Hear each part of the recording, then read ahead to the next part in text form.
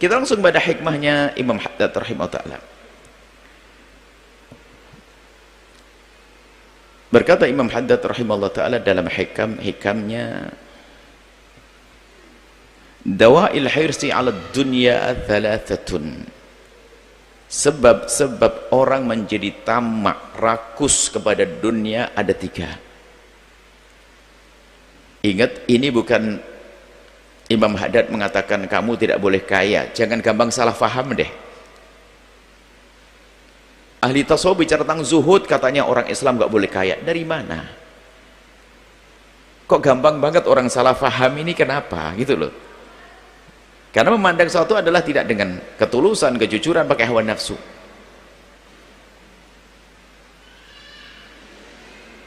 Baik. Orang tamak kepada dunia, sama masalah hubbud dunia, cinta dunia, itu tercela. Tapi bukan berarti kita tidak boleh memiliki dunia. Kita perlu pergi, kita mau umrah pakai duit, mau haji pakai duit, bangun pondok pakai duit. Yang nggak boleh adalah kita mencintai. Lah makna mencintai dunia sendiri kadang orang nggak nyambung, apa sih mencintai dunia? Nabi sendiri memerintahkan kita menjaga, bahkan man mata duna malihi mata syahidan. Kalau ada orang punya harta mau dirampok orang, dia mempertahankan hartanya, kalau sampai terbunuh mati syahid. Loh, dunia dijaga. Jadi makna hubud dunia itu, cinta dunia itu apa? Itu harus paham.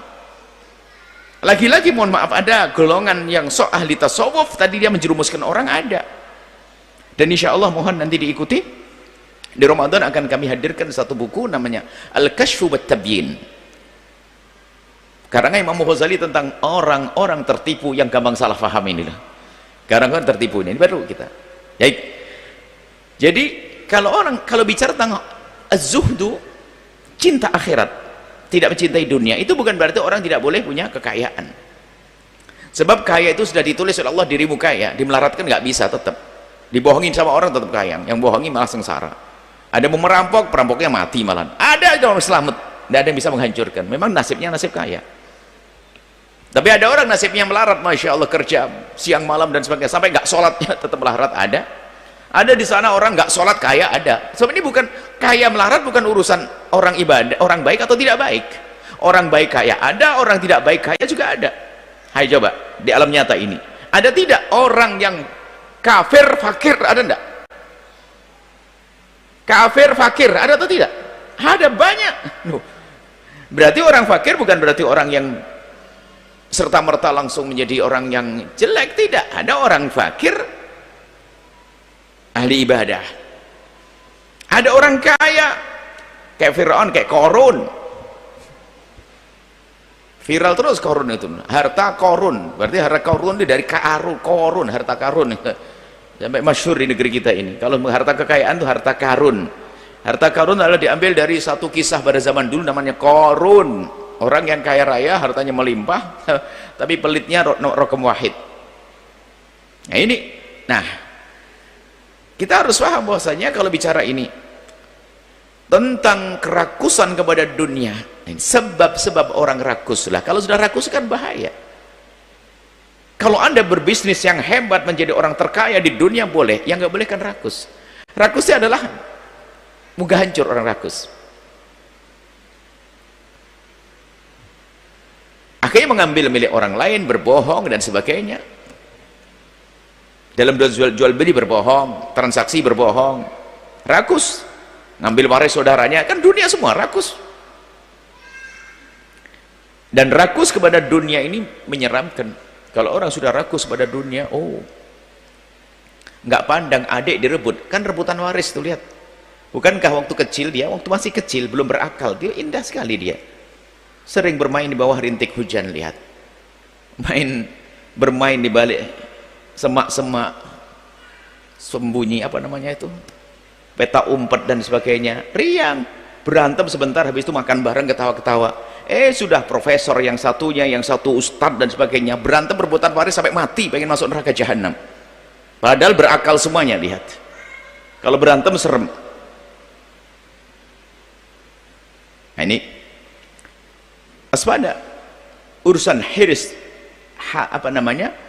karena tamak kepada urusan dunia. Dan nanti ada pangkat juga, sampai dalam satu riwayat disebutkan madhi bani ja'i'ani ursila fi ghanamin bi afsada min hirsil mar'i alal mali wal jahi lidinihi. Tidaklah dua serigala, sampai Nabi memberikan gambaran ini, subhanallah, serigala tidaklah dua serigala yang dilepas di gerombolan domba-domba itu lebih membahayakan dibanding itu si dia yang rakus kepada dunia dan tahta kepada agamanya. Jadi ada perbandingannya, domba serigala dua dilepas ke domba-domba, ini ada orang rakus kepada dunia dan tahta, lihat, ternyata lebih serem ini yang rakus pada dunia. Gambarannya adalah dua serigala, satu serigala saja serem dengan domba-domba. Satu serigala masuk kampung domba, perkumpulan domba, berantakan. Dua, sebab karakter serigala itu karakter rakus. Biarpun mungkin gambarannya dia lagi gigit lehernya kambing, melihat temennya itu gigit juga, dia nggak terima, bisa dilepas ngejar. Akhirnya hanya berantem, dua serigala. Ja'i'ani yang keduanya lapar. Sampai gambaran Nabi, lihat, dua serigala lapar yang dilepas di gerombolan domba itu ternyata tidak seserem jika ada orang yang rakus kepada harta dan tahta, serem merusak agamanya. Sehingga biarpun katanya orang alim besar, lihat, karena dikuasai dengan kerakusan kepada tahta dan dunia, lihat, rebutan kantin pesantren nggak beres-beres sama adiknya, kos-kosan pesantren sama adiknya nggak tukur siapa itu, gara-gara adiknya dapat kos-kosan 25, abangnya 27, dua tuh dihitung, berantem tuh gara-gara adiknya jual baju koko. Kenapa jual baju koko? Saya sudah jualan, Masya Allah, kalah sama penjual baju koko yang di pasar, jejer baju koko semua, senyum-senyum, ustadznya malah nggak bisa. Hati-hati, perlu koreksi diri, nggak tuh lihat nengok orang lain. Sengaja kami hadirkan, kita mulai dari ustadz, karena memang ada kejadian semacam itu, berantem dengan saudaranya. Ustadznya mah baik-baik, istri ustadznya, nah ini repot, sama aja berantem, bikin masalah. Nah, kenapa? Hirs, tamak pada dunia. Maka hendaknya kita ada sama tahta. Kalau tahta, Imam Haddad sudah menyebutkan, tahta bisa dibeli dengan dunia. Lihat, kalau orang gila kepada tahta, seremnya juga luar biasa, dia rela menghancurkan dunianya demi tahta. 3 miliar nggak jadi kubu, stres naik pohon kelapa. Ayo, 3 miliar nggak bisa jadi kubu, nah beli tahta. Gila kalau sudah orang gila tahta. Makanya kita harus sadar, nggak perlu kita sampai gitu. Kalau Anda ingin menjadi seorang kuwu, jadilah dengan cara yang baik, insya Allah jadi kuwu yang benar. Jadi bupati boleh, kita perlu kok bupati yang jujur, yang benar, yang amanah. Kita perlu gubernur yang benar, amanah. Kita perlu presiden yang benar, amanah. Kita perlu itu semuanya. Kalau Anda mampu dan bisa, silakan, boleh. Tapi jangan dikuasai dengan kerakusan. Kalau rakus ya jadi raja rakus, waduh, rakyat jadi berantakan, korban rakyat sana sini. Jadi semuanya, jadi orang kaya kalau rakus, lihat, ini korban orang kecil, dan seterusnya. Nah, kenapa orang bisa menjadi rakus? Imam Haddad menjelaskan, sebab rakus ini ada 3 paling tidak, kata Imam Haddad. Ahaduha, salah satunya, an-nadharu ilaiha, melihat dunia bi'ainil istihsan, menganggap dunia atau mengagumkan, terpesona dengan dunia, bukan melihat dunia sebagai sarana untuk menuju kebahagiaan dunia dan akhirat. Kalau sudah melihat dunia adalah hanya sekedar dunia, lihat, dia akan menumpuk harta, dia hanya berbangga numpuk harta.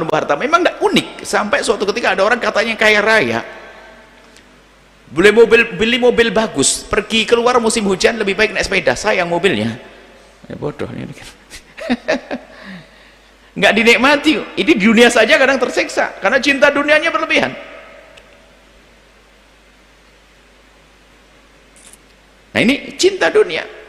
Tapi kalau mengerti dunia akan aku nikmati, dan untuk aku jadikan kendaraan menuju surga, baru berarti memandangnya sebagai wasilah, perantara, penghantar menuju surga, bukan tujuan dia. Mencari dunia hanya untuk kaya, lihat, akan mengakhiri kisah kaya itu.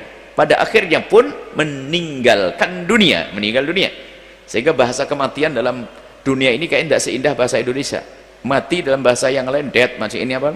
Tapi bahasa Indonesia langsung cakep, meninggal dunia. Biar sadar, sehingga kekayaan yang kita tinggal, kita kumpulkan, harus kita tinggalkan.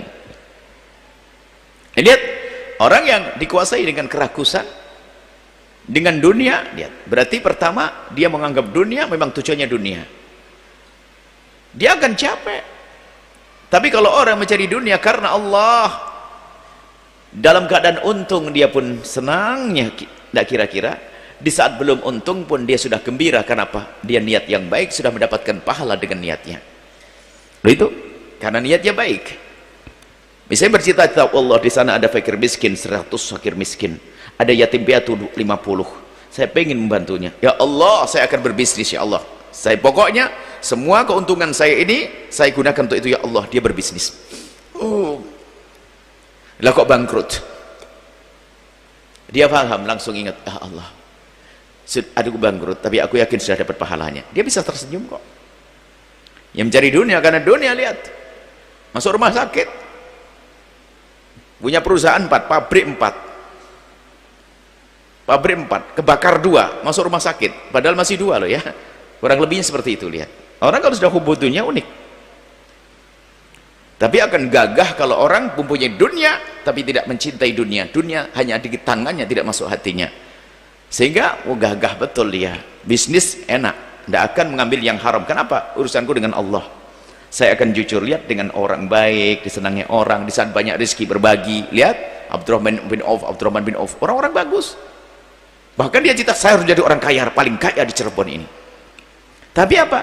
Cara kerjanya baik, semua yang bekerja dengannya nyaman, semua yang bekerja dengannya ibadah gampang, semua kerjanya menutup aurat, semua kerjanya waktu sholatnya tertib, waktu bekerja semuanya indah dan nyaman. Kenapa? Yang mempunyai dunia adalah orang yang kenal Allah. Makanya jangan menganggap dunia, yastahsin, menganggap tersilau dengan gemerlapnya dunia, mencari dunia karena dunia. Anda boleh kaya, tapi langsung Anda fahami, Anda fahamkan kepada diri Anda sendiri, aku ingin kaya, mau apa? Jawabannya apa? Agar aku mudah berbagi, agar aku bisa membangun masjid itu, agar aku bisa menolong umat, agar aku bisa menjadi orang yang disebut Nabi anfa'uhum linnasi, yang paling bermanfaat, paling dicintainya manusia oleh Allah adalah yang paling bermanfaat untuk umat Nabi Muhammad. Nah, cita-cita baik, sehingga lihat hidupnya enak. Jadi kalau sudah menganggap dunia, silau dengan gemerlap dunia, artinya silau itu adalah tidak bisa tembus kepada akhirat, hanya manfaat. Kalau Anda silau tuh lihat, nggak bisa melihat di balik itu sana, silau pada dunia. Tapi kalau Anda bisa melihat dunia, di balik dunia ada surga, surgaku di balik kekayaanku ini, aku dijadikan oleh Allah kaya karena semoga ini, karena aku jadikan ahli surga. Berbagi, nggak silau, jadi tembus, lihat fakir dengan kekayaan, lihat si fakir miskin, dengan hartanya kelihatan masjid, dengan hartanya kelihatan pesantren, dengan hartanya melihat saudara yang dibantu. Tapi kalau sudah silau kena gemerlap, nggak kelihatan, hanya dunia, tidak menikmati dia. Wa anhu, dari pandang yang silau kepada dunia ini, yakunu hubbul baqa' litamattu'i, sehingga apa? Hubbul baqa', ya, senangnya kepada dunia, hanya pengen senang-senang urusan dunia, akhirnya dituruti hanya urusan dunia, karena dia lupa akhirat. Sehingga cara bisnis yang nggak benar, sehingga bagi dia kesenangannya dunia ini, setelah itu saya nggak, pokoknya saya pengen senang dunia. Sehingga apa? Maksiat oke, zina oke, mabuk oke, semuanya oke. Kenapa? Dia keyakinan akan akhiratnya keropos, sehingga yang disempurnakan hanya kesenangan dunia, tidak pernah berpikir kesenangan di akhirat. Bakok, pengennya di dunia terus, padahal juga mati, akhirnya mati. Bahkan sebelum mati pun banyak orang yang tidak bisa menikmati dunianya kok. Dia itu berbisnis mulai umur 20 tahun, Masya Allah, 1, 2, 3, sampai umur 40, 50 tahun, baru kaya 50 tahun, berarti berapa? 153 mati 3 tahun untuk kaya. Dari 53, 3 tahun ini, 2 tahun kata dokter apa? Mohon maaf Pak Haji, untuk sementara Pak Haji jangan minum air dingin, padahal kulkasnya gede-gede, jangan tidur di bawah AC. Padahal ini ada orang masih hidup, kekayaannya melimpah tapi tidak menikmati. Tapi kalau dia orang cerdas, ya aku tidak bisa menikmati di dunia, dan memang aku mencari dunia bukan untuk dunia, ya aku tidak boleh minum air dingin, tapi biar orang minum air dingin aku bagikan. Pesantren itu masjid, nah itu cerdas. Kenapa? Duniaku bukan untuk aku di dunia, bukan hubbul baqa tadi, bukan ingin menikmati urusan dunia. Dikasih sakit oleh Allah, dia menerima, berobat semaksimal mungkin, akan tapi kekayaannya biarpun dia tidak menikmati, tidak gelisah, digunakan untuk di akhirat nanti. Baik, kemudian yang kedua, wathani ta'dhimun nasi li arbabiha. Orang-orang kalau mengagungkan, terkagum-kagum, hormat kepada ahli dunia. Nah, ini sampai Nabi menyebutkan man tawadhu'a li ghaniyyin li ghinahu dhahaban anhu thulutsa dinihi. Man tawadhu'a li ghaniyyin, barang siapa tawadhu, merendah kepada orang kaya, li ghaniyyin li ghinahu, karena kekayaannya, dhahaba anhu thulutsa dinihi, 2/3 imannya keropos. Orang kaya kita duduk dengannya, lalu kita bertawadhu, sopan santun, karena hartanya rendah kita. Tapi kalau saya sopan santun dengan orang kaya karena ubannya dia lebih tua dari saya, hormat, bagus. Dia orang soleh, saya cium tangannya, oke. Tapi kalau kita merunduk kepada pejabat, kepada orang kaya karena jabatan dan kekayaannya, 2/3 imannya runtuh. Ini. Dan orang kalau seperti itu tidak, hidupnya capek, rendah. Ke rumahnya orang kaya itu hanya bingung, oh bagusnya rumahnya. Cara berurusan dengan orang pun juga berbeda. Kalau orang kaya sakit, di sampingnya itu lihat pakai minyak angin, langsung bilang, Mbak Haji baik insyaallah cepat sembuh. Orang fakir pakai minyak angin, di sampingnya ke masjid pakai minyak angin, nah gitu, bahasanya kasar. Kita sudah nggak benar akhlaknya. Nah, ini kenapa? Standarnya dunia. Anda akan rendah loh ya kalau Anda kagum sama orang kaya ke kekayaannya. Sudah begitu orang dia tidak baik juga, Anda juga nggak baik pada Anda, nggak dapat apa-apa Anda. Sudah kita merengek-rengek, tawadhu kepada orang kaya, apakah lalu dapat hartanya? Enggak juga. Yang penting dapat kerendahan kita. Tapi kalau orang kaya, ahli ibadah, orang soleh, kita hormat karena kesolehannya. Kalau ada orang tua datang ke sini tapi orang kaya raya, akan saya cium tangannya bukan karena kekayaannya, karena dia orang soleh, ahli ibadah. Tapi kalau kekayaannya ada, jangan. Itu kan pendidikan. Jadi kalau kita sudah mengagungkan orang kaya karena kekayaannya, runtuh kita. Disebutkan ini, wa minhu yakunu tafakhur wa takatsur. Sehingga senang berbangga-bangga. Duduk dengan orang kaya jadi bangga, padahal dia nggak dapat apa-apa loh, hanya wah kenal wih teman saya, kemarin barengan sama saya kenal dengan dia, ini nomor teleponnya saya, kemarin saya whatsappan, padahal nggak dapat duit juga dia. Wih sudah bangganya udah kira-kira dia hanya kenal sama orang kaya saja. Dia remeh, masuk ke rumahnya saja salah tingkah dia, ngobrol salah tingkah dia. Ustadz yang memandang orang kaya karena kekayaannya salah tingkah ya. Ya Allah, sanjungannya berlebihan. Haji insyaallah, biar pulang dikasih sesuatu berlebihan. Tapi tidak, kalau Anda menghormat orang karena kesolehannya, kebaikannya sah, dan itu yang diajarkan oleh Allah dan Rasulnya. Tapi kalau kita harus tunduk, harus tawadhu kepada orang kaya karena kekayaannya dan karena jabatan, tidak. Kalau seandainya Umar bin Abdul Aziz, seorang khalifah, datang saya cium tangannya. Kalau ada seorang imam, seorang pejabat, kok dia soleh, boleh saya cium karena kesolehannya, bukan karena jabatannya. Dan kita harus bisa. Lah, kekaguman kita kepada ahli dunia. Ada seorang itu kalau melihat YouTube, itu hanya cerita tentang orang-orang yang pamer kekayaan. Dia nggak kaya-kaya, gaya hidup. Dia mah hidupnya pas-pasan, uang pemasukan suami pas-pasan, tapi sang istri itu memaksakan anaknya masuk sekolah mahal di Cirebon itu biar hanya bisa kumpul sama ibu-ibu yang kaya, nanti kuliner sana, suaminya jerit banyak utang, akhirnya pinjam online, pamer dapat laptop baru dari Singapura, dari Australia, cerita. Nah ini gaya ini, lihat, kumpul dengan orang-orang kaya menjadikan dia tafakhur. Dipikir kalau anaknya sekolah di sekolah mahal itu langsung dia kaya, padahal utangnya suaminya banyak.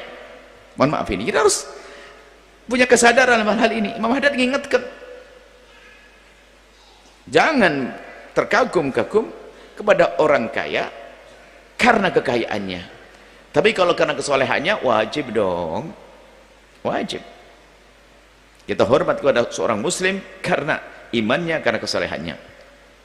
Watsalitsu, yang ketiga, tawahumu an la qiwama biduniha, yang menjadi sebab dia itu rakus kepada dunia, seolah-olah tawahum, dugaan lemah, hayalan bahwa allakiwama biduniha, enggak ada yang menjadikan sebab hidup kecuali dunia, lupa bahwasanya Allah yang maha segala-galanya.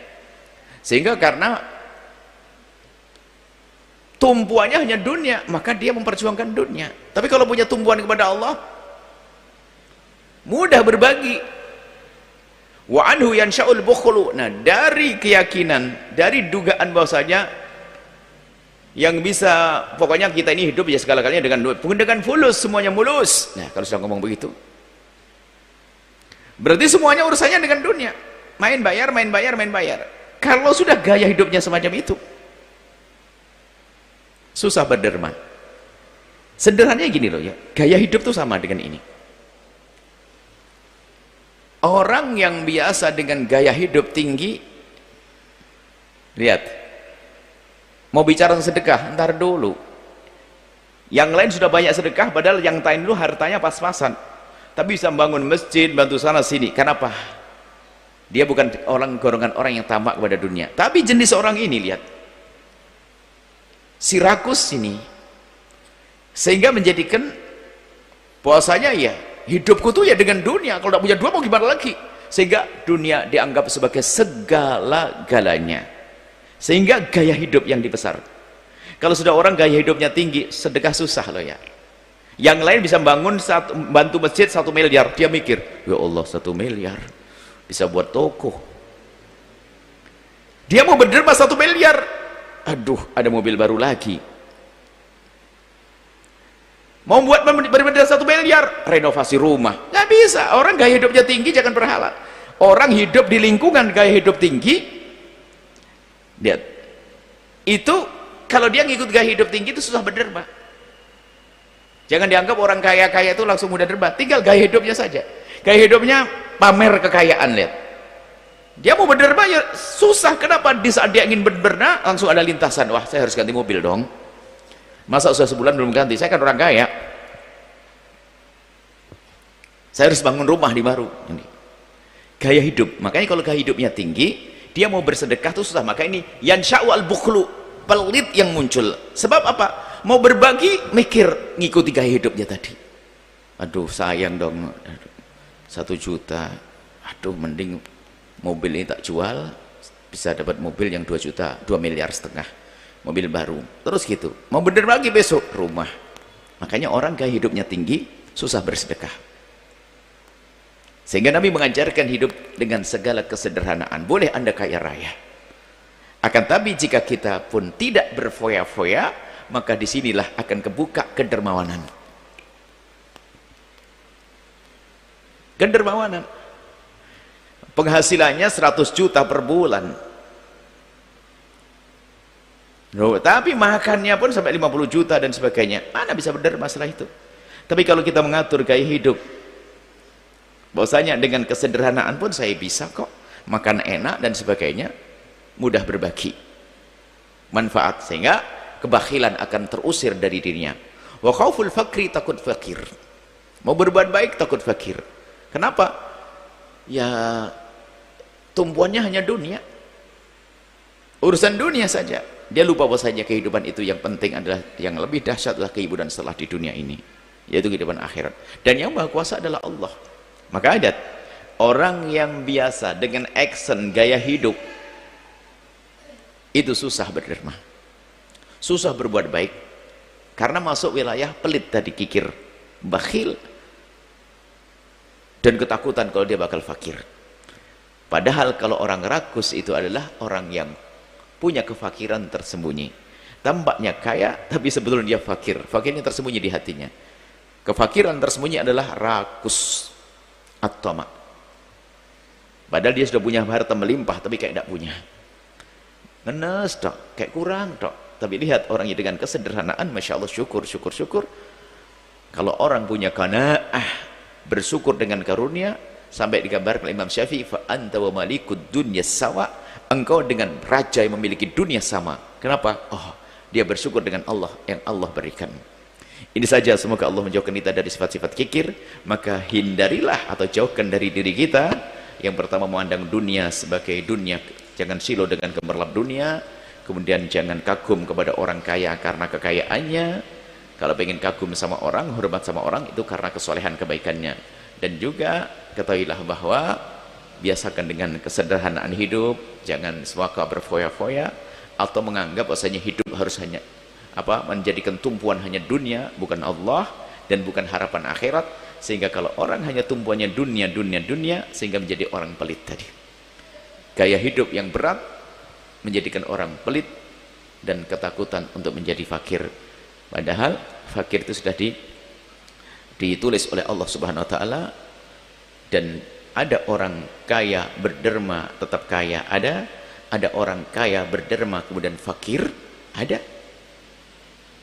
ada orang yang fakir berderma menjadi kaya, ada orang fakir berderma tetap fakir, ada. Kalau ada orang kaya berderma menjadi fakir, tinggal dia mengolah kecerdasannya. Janganlah tanda ikhlas, jangan marah gara-gara saya banyak membantu masjid itu saya menjadi pelarat. Banyak orang pelit fakir ada kok. Mestinya kalau dulu bangun masjid sana, bangun masjid situ, bangun masjid sini, lah kok tiba-tiba jatuh melarat. Karena dia nggak kenal Allah menjadi gelisah. Padahal kalau kenal Allah tinggal mau, alhamdulillah saya melarat kalau sudah banyak bangun masjid. Kan dia ngomong gitu. Coba saya melarat belum bangun masjid, sudah 5 masjid saya bangun, sekarang jatuh melarat. Lah dia ngerti karena hidupnya sudah cerdas dia. Jangan gara-gara bangun masjid saya melarat, gara-gara ini melarat. Wah, nggak kenal Allah dia. Mestinya ngomong alhamdulillah saya melarat setelah saya